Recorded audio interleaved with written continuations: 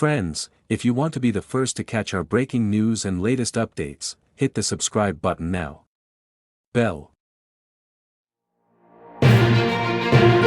Former Malaysian Prime Minister Najib Razak was found guilty of abuse of power and money laundering by the Kuala Lumpur High Court in a major trial related to a multi-billion-dollar scandal over the country's sovereign wealth fund, 1MDB, on Friday. What was the verdict against Najib? Najib, 72, has been found guilty of 4 counts of abuse of power and 21 counts of money laundering linked to the illegal transfer of about 2.2 billion Malaysian ringgit, $543 million, from 1MDB more than a decade ago. Each charge carries between 15 and 20 years imprisonment, although sentencing has yet to be announced. This was Najib's second trial linked to the same financial scandal. His first trial for embezzlement of funds began in April 2019. In 2020, he was convicted of abuse of power, money laundering and breach of trust and sentenced to 12 years imprisonment over the misappropriation of $9.9 million in 1MDB funds. His sentence was later cut in half in a partial pardon. In all, investigators said they believe some $4.5 billion was siphoned from the state-owned wealth fund into private accounts, including Najib's. Legal proceedings for both his trials have spanned 7 years and seen lawyers call 76 witnesses to the stand, including Najib himself. Najib and his supporters, dozens of whom gathered at the court on Friday, claim the charges against him are politically motivated and that he was misled by his advisors.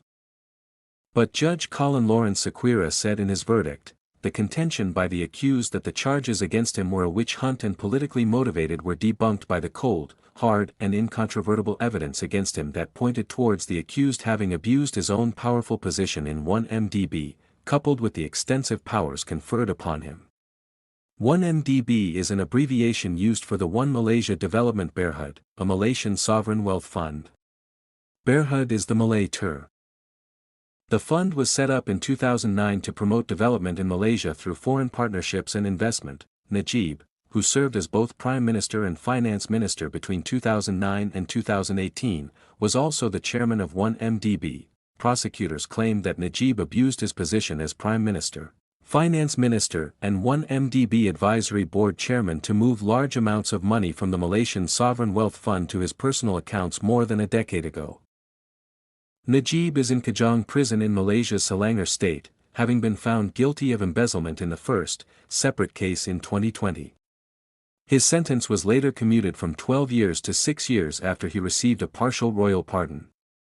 He was due to be released on August 23, 2028. During this second trial, which resulted in the verdict on Friday this week, investigators found that Najib used the 1MDB funds to buy his superyacht Equanimity and high-end properties, as well as to finance the production of the film, The Wolf of Wall Street, starring Leonardo DiCaprio. Najib, who was defeated in the 2018 general election by Mahathir Mohamad, a former prime minister who had helped him come to power, has consistently denied any wrongdoing in the 1MDB scandal. In October 2024, he apologized for mishandling the scandal, but maintained that he had no knowledge of the illegal fund transfers to his personal bank account.